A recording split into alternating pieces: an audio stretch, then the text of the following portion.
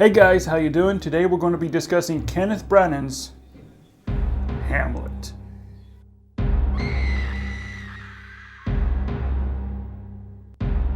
To be or not to be?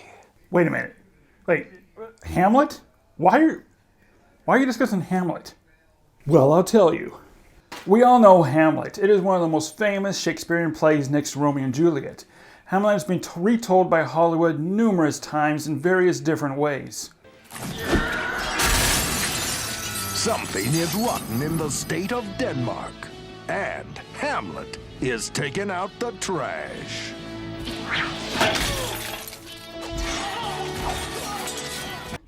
Hamlet, Act 3, Scene 1. You have not experienced Shakespeare until you have read him in the original Klingon. And there's been other variations to Hamlet as well. The most famous is probably from 1990 with Mel Gibson starring Hamlet. And then Hollywood dealt a different hand by trying to retell the story set in modern times. You did it with Romeo and Juliet.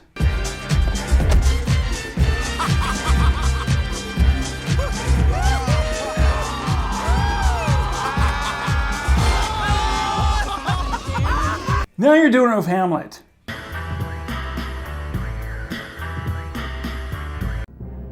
To be or not to be? That is the question. Whether 'tis nobler in the mind to suffer the slings and arrows of outrageous fortune. Just, if you're going to do a Shakespearean play adaptation, just do the real thing. You okay? No. However, there is only one that truly stands out as a faithful, true adaptation to the original source material, and that is Kenneth Branagh's retelling of William Shakespeare's Hamlet. See? You can see it, can't you? Right there. See? But why are we talking about this guy here? Why? I mean, what's the point? Well, when Simon and I first saw Hamlet, we witnessed something we had never experienced before in a film. And it's always stuck with us ever since. It's a film we want to just grab people, shake them, and force them to sit down and watch this movie. And we wanted to share our passion with this film with you guys. And hopefully you'll see for yourself and appreciate it the same way we have. In fact, guys, we've had a couple of friends that we have told them, watch this movie. You have to watch this movie. They didn't want to because it's Hamlet. You know, why do I want to sit and watch a movie about Hamlet? But we convinced them, they sat down and watched it. The next day, they said they were absolutely blown away by it. And there's so many people that have not heard of this film, or they've heard of it but haven't seen it. I mean, from 96 until today, I've only met maybe 2 or 3 people that's actually seen the film. Hamlet has some just amazing, brilliant shots. The movie starts off with an introduction to Hamlet. We are in the middle of a wedding celebration when the camera suddenly pans to the right to reveal Hamlet standing in a corridor. When we realize that Hamlet, instead of rejoicing with the wedding ceremony, he's instead spying on them. And the wedding celebration takes place after his father's betrayal and death. So Hamlet is still in black, mourning his father's death, while relatives and friends celebrating this new wedding ceremony to his mother. But the thing about this shot is that it is such a simple shot, but it tells you so much about Hamlet. And there are many scenes like this. The film is full of betrayal, violence, vengeance, paranoia, all wrapped up in strong, powerful, emotional performances. And guys, the ending of the film, where not only does Hamlet confront his enemies, but at the same time the castle is being overrun by soldiers. And Hamlet has a final confrontation with his main foe. Branagh has been trying to get a faithful version of Hamlet off the ground for years. He wanted to show how Shakespeare can be loved and enjoyed. Even if you don't understand Shakespeare, you understand Shakespeare. But most of all, guys, it is not a snore fest. A butt-a-thon, yeah, perhaps, but it's not a boring one. But your butt will hurt, yeah. You have to get up from time to time, you know. There's a pause button, you can do that. In 1990, he saw Hamlet with Mel Gibson, and he said even though they tried to stay with the plot, they changed so much of it. They butchered it. Guys, here's a comparison between that version and Branagh's version of the famous To Be or Not to Be scene. To be or not to be, that is the question.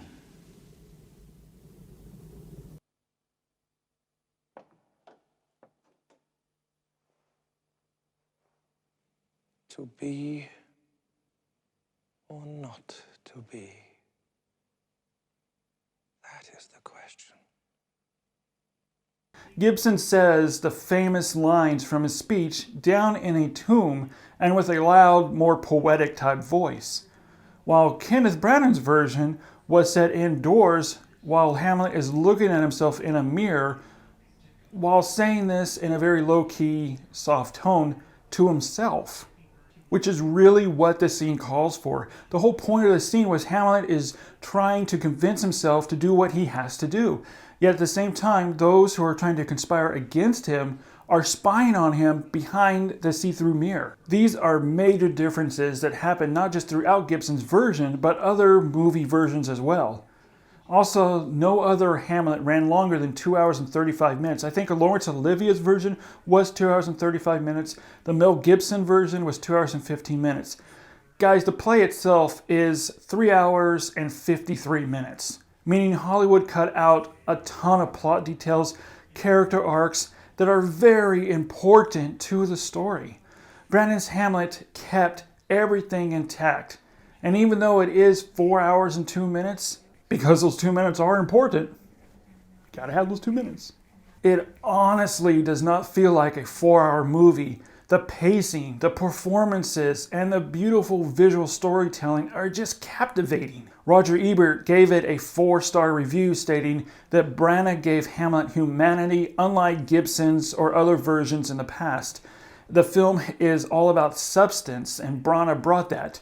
Branagh's version completely moved me, entertained me, and made me feel for the first time what Shakespeare is all about. Ebert goes on to say that I may not be able to fully explain Hamlet, but that's the beauty of it. It's incredibly visualizing and captivating to the soul that you just understand the film even if you think you may not understand the film. So it was a huge hit by critics and film historians, 14th century professors of that literature saw the film for the first time and they loved it. They said this is the most accurate, faithful adaptation of Hamlet ever put on film. And just like the film was huge, so was the cast. You have everybody in there from Robin Williams, Jack Lemmon, Richard Attenborough, Billy Crystal, Gerard Depardieu, Charlton Heston is in it, and also dramatic English actors and Scottish actors such as Richard Briers, Julia Christie, Judi Dench, and many, many more. It is just a phenomenal, strong cast. But most of all, guys, the one that stands out the most, besides Kenneth Branagh, is Kate Winslet, who gave, in our opinion, one of her best performances of the year, playing the mad, deranged Ophelia. Guys, if you want to see Kate Winslet's range as an actor, this is the movie to watch. Her performance is so powerful. I hope all will be well. We must be patient. But I cannot choose but weep. To think they should lay him in the cold ground. And so, I thank you for your good counsel. Kenneth Branagh brought Hamlet to the screen and to American audiences like no one has ever seen before. Hamlet is completely broken. He's a completely broken man, seeking revenge for his father's betrayal and death. As he starts to go mad himself and unhinged, as he's betrayed from one side to the other, he feels like he doesn't know where to go. He can't trust anybody. And he starts to see the ghost of his father, and that's when his paranoia completely sets in to almost no point of no return. And the best part of the entire film is how gorgeous and beautiful the cinematography is. Branagh decided to film it in true super 70mm Panavision, and it brought a completely whole new look and feel and vision to the film with absolutely breathtaking shots, amazing Steadicam work, dolly and crane shots. The scope of the film was just monstrous. This is honestly a film where we just cannot really express in words how gorgeous the movie is. And not only was the cinematography amazing, but the editing is just epic and beautifully orchestrated. The costumes, the production design are just flawless. You feel as if you're really there. You're really in that area. This is also the very first time where we hear Hamlet's speech in its entirety. Other versions of the film chop it up and condense it for time. It's uncut, faithful to the source material. The film went on to be nominated for multiple awards, including Oscars for Best Adapted Screenplay, Costume Design, Art Set Decoration, and even for Best Original Score by Patrick Doyle, which is just extremely beautiful and also really haunting to listen to. And guys, if you're a writer, an actor, a director, this film will completely inspire you to create your own film. The film was not made for Shakespeareans or 14th, 15th century poetry historians, but it was made for film lovers. And your passion and beauty for film will only grow and intensify more after seeing this film. As you can tell, guys, we love this film, and movies like this is the reason why we love film, and our passion for film continues to grow with special movies that are like these, where you can tell that everybody from the director, the producers, the writers, the actors, the cinematographer, to the best boy, to the gaffer, to everybody truly put their heart and soul into this film. It completely shines through in the film.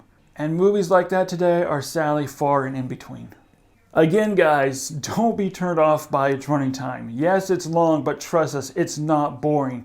Even though it's spoken in Shakespearean, it's honestly not hard to follow. You do not need to know everything they say to understand the plot, because Branagh does that for us visually.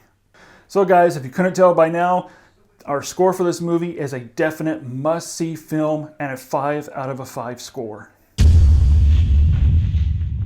Well guys, we hope you enjoyed this video about Hamlet. I want to know, guys, if you have seen Hamlet, any version, what do you think of Hamlet? If you've seen the Kenneth Branagh's version, what do you think of that version compared to other versions? So guys, let us know what you think and leave your comments down below. As always, guys, thanks so much for watching. Thanks so much for your support. Stay tuned for our next video, which is going to be up probably in the next couple days, which is our continuation of our Terminator series. We're going to be discussing Terminator 3, Rise Against the Machine. Also, if you haven't already checked it out, check out our video for Rocky. It was to celebrate the 40th anniversary of Rocky. We talk about the film and discuss it. So guys, go and check those out. I'm going to leave the indications up here somewhere, so just click on those, check them out. Again, thanks for watching. Leave your comments down below, and as always, we'll see you in the future.